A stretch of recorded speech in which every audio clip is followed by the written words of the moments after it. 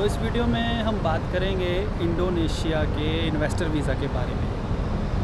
Investor visa को लेकर काफ़ी इंटरेस्ट है बहुत से लोगों का और आ भी रहे हैं यहाँ पर। लेकिन इन्वेस्टर वीज़ा लेकर क्या आपको बेनिफिट है, किनको लेना चाहिए, क्या आप कर सकते हैं, सो इस वीडियो में उसके बारे में मैं आपके साथ जानकारी शेयर करूँगा। सबसे पहली और सबसे बड़ी बात जो इंडोनेशिया के इन्वेस्टर वीज़ा को लेकर है, ये 2 साल का वीज़ा आपको मिलता है।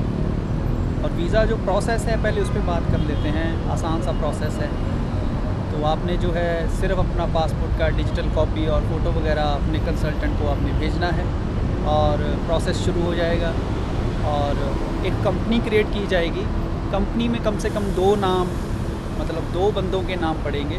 तो 2 एप्लीकेंट होंगे, उनमें से एक का वीज़ा लाजमी निकलेगा, एक का वीज़ा आप बाद में निकाल सकते हैं, होल्ड कर सकते हैं। कम से कम 2 नाम पड़ेंगे। इन्वेस्टर वीज़ा है क्या? दरअसल ये है जी कि आप यहाँ पे इंडोनेशिया में आ रहे हैं और कोई ना कोई आपने एक्टिविटी करनी है और उस एक्टिविटी को आप आगे लेकर जाएंगे। और इसमें आप इन्वेस्टमेंट दिखा रहे हैं कि आप 2 साल के अंदर बाय प्रॉमिस आप इतनी इन्वेस्टमेंट करके दिखाएंगे। पहली बात, पहला तो हुआ ये प्रोसेस। और उसके बाद इसमें है, जैसे मैंने आपको बताया कि इस वीज़ा के लिए सिर्फ डॉक्यूमेंटेशन यही है, बाकी का काम कंसल्टेंट करता है। जहाँ जो हम जिसको बोल देते हैं सीपी बोलते हैं, लॉयर बोलते हैं, वो करता है आपकी सारी हेल्प। और कंपनी क्रिएट होने के बाद वीज़ा का प्रोसेस जो है, वीज़ा आपको मिलता है। 3 महीने का वीज़ा होता है, उसके अंदर अंदर आपको यहाँ पर आना होता है। फिर आकर यहाँ पर आप कितास जिसको बोलते हैं, रेजिडेंट परमिट आपको मिलता है और वो 2 साल का होता है। अब 2 साल के इस वीज़े के अंदर क्या है, आप एक्टिविटीज़ कर सकते हैं। अगर आप ट्रुथफुली काम करना चाहते हैं तो वो एक्टिविटीज़ आप अपने बिज़नेस के अंदर आप करवाइए और उसके ऊपर आप ध्यान दीजिए और उस एक्टिविटी को लेकर जाइए। लेकिन इसमें सबसे बड़ी एक बात है कि इंडोनेशिया गवर्नमेंट का जो लॉ है उसके अगर हम बात करें तो आप यहाँ पे इस वीज़ा के ऊपर आप खुद कोई काम नहीं कर सकते, मतलब जॉब वगैरह आप नहीं कर सकते। ठीक हो गया। दूसरा ये कि आप जो एक्टिविटी जो आप बिज़नेस सेटअप यहाँ पे कर रहे हैं वो आपने यहाँ के लोगों को काम देना है। ठीक हो गया। आपने सिर्फ इन्वेस्ट करना है, फाइनेंशियली जो है वो करना है।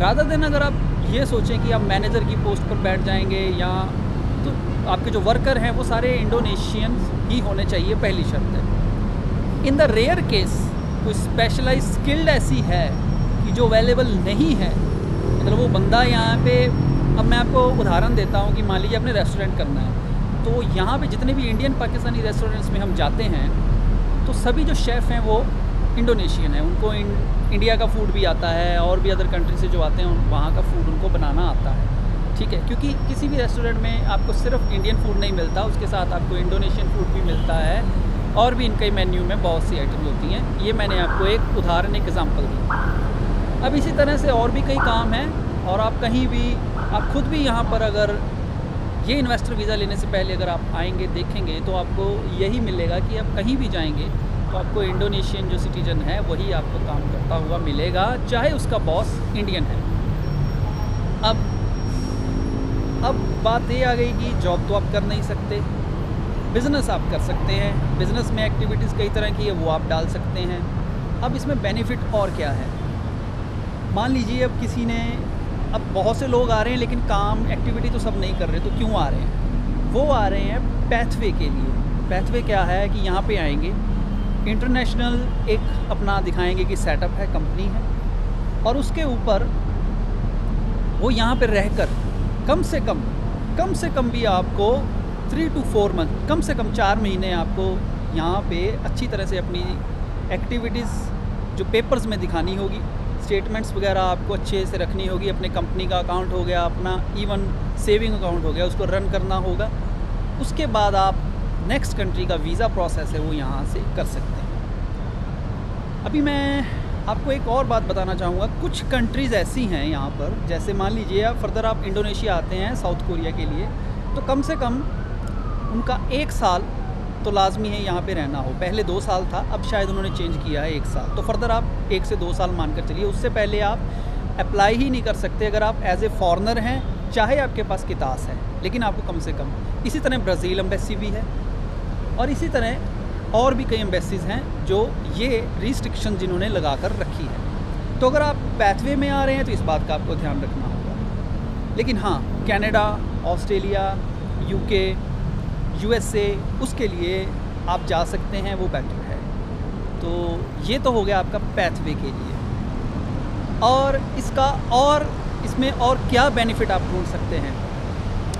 आप इंडोनेशिया आते हैं, फर्दर यहाँ पे आप जितने वक्त रहेंगे, मान लीजिए आपने 3 से 4 महीने रहना है, आपने मन बना लिया कि चलो ठीक है पैथवे यूज़ करना है, काम नहीं करना, पैथवे यूज़ करना है, तो यहाँ से नज़दीक की जो कंट्रीज़ हैं आपको इतनी सस्ती फ़्लाइट मिल जाएगी। अगर आपकी ट्रैवल हिस्ट्री नहीं भी है तो वो भी बन जाएगी। क्यों मैं ये कह रहा हूँ, क्योंकि यहाँ से जैसे मलेशिया जाना है, यहाँ से फर्दर आप सिंगापुर जा रहे हैं, या और भी सराउंडिंग जो कंट्रीज़ हैं, बहुत अच्छी ऑफ़र्स में टिकट, बहुत सस्ती टिकट्स मिल जाती हैं। आप बिलीव करिए, कई बार आपको वो जो ट्रिप है, राउंड ट्रिप आपको $50 के अंदर भी मिल जाती है, और कई बार इससे कम भी कोई ऑफ़र आ जाती है। तो यहाँ पर बैठकर आप एक ये काम भी कर सकते हैं, एक्सप्लोर भी कर सकते हैं। और इंडोनेशिया कोई छोटी कंट्री नहीं है, 17,000 प्लस इनके जो आइलैंड्स हैं उससे भी ज़्यादा बहुत बड़ी कंट्री है। अभी मैं जैसे जकार्ता में हूँ, सोराबाया है, उसके अलावा योग्याकर्ता है, उसके अलावा फेमस बाली है, टूरिस्ट स्पॉट है, आप वहाँ पे भी अपनी एक्टिविटीज़ कर सकते हैं। अगर आपने वाकई काम करना है, वाकई आप इन्वेस्टमेंट, आपके पास पैसा है, तो आपके लिए फ़ायदेमंद है। दूसरा, मैं यहाँ पे एक चीज़ पॉइंट आउट करना चाहूँगा कि इंडोनेशियन, अब वो कंट्री से कंपेयर करें, मैं इंडिया से कंपेयर नहीं करूँगा, कुछ कंट्री और हैं हमारे इंडिया के पड़ोसी मुल्क हैं, या और कई कंट्रीज़ ऐसी हैं जिनके पासपोर्ट की वैल्यू इतनी नहीं है लेकिन इंडोनेशिया की है। तो वो लोग यहाँ पर आकर जो सेटलमेंट चाहते हैं, तो वो इसी वीज़ा पे, इन्वेस्टर वीज़ा पर आएँ, सही ढंग से काम करें, सही ढंग से ग्रोथ करें, और धीरे धीरे वो पासपोर्ट के लिए जा सकते हैं। अब कुछ लोग यहाँ पे मैरिज भी कर लेते हैं, लेकिन मैरिज ठीक है आप कर सकते हैं, मैरिज करेंगे आप, लेकिन मैं ये नहीं कहता कि आपको मैरिज करने के तुरंत बाद आपको पासपोर्ट मिल जाएगा। बहुत से और भी यूट्यूबर, भी व्लॉगर्स हैं और जो ये इन्फॉर्मेशन देते हैं यहाँ पे। वैसे मैं एक सही बात बताऊँ, अगर आप शादी करना चाहते हैं, या आप ये सोचें कि लड़की, आपको कोई ऐसा बड़ा वो इशू नहीं है यहाँ पर अगर आप आएँ, लेकिन ऑनेस्टी के साथ अगर आप वो सारा कुछ करते हैं तो वो सही है। मेरा तो एक यही आपको एडवाइस होगी। लेकिन अगर आपने यूज़ करना है तो मुझे लगता है वो सही नहीं है। ठीक है, आपने सिर्फ अपना पर्पस हल करना है। आप यहाँ पे आएँ, अगर आप शादी भी बनाते हैं तो सही ढंग से और सही तरीके से वो सारा सेटअप करें। इन्वेस्टमेंट करनी है, बढ़िया है।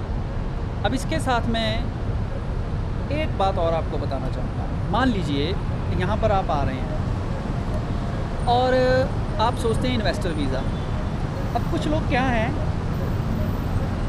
जो वीज़ा ऑन अराइवल पे आते हैं, वीज़ा ऑन अराइवल पर मत आइएगा आप। अगर आपका ये मन है कि यहाँ पे इन्वेस्टर वीज़ा आपने डालना है, तो वीज़ा ऑन अराइवल आप रहने दीजिए। आप आइए, इनका एक स्पेशल वीज़ा है, जैसे C1 वीज़ा है, उस वीज़ा कैटेगरी पे आइए। पहली बात, वो 2 महीने का वीज़ा है, वो एक्सटेंड भी हो जाता है। एक्सटेंशन तो आपको वीज़ा ऑन अराइवल पे भी मिल जाएगी, लेकिन वो कन्वर्ट भी हो जाता है।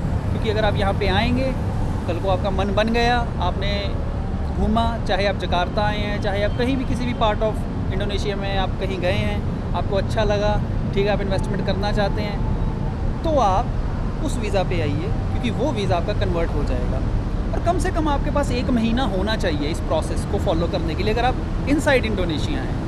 वीज़ा ऑन अराइवल पे इनसाइड इंडोनेशिया आपका ये काम नहीं होगा, स्पेशल आपको वीज़ा लेना पड़ेगा, फिर आप आएँ।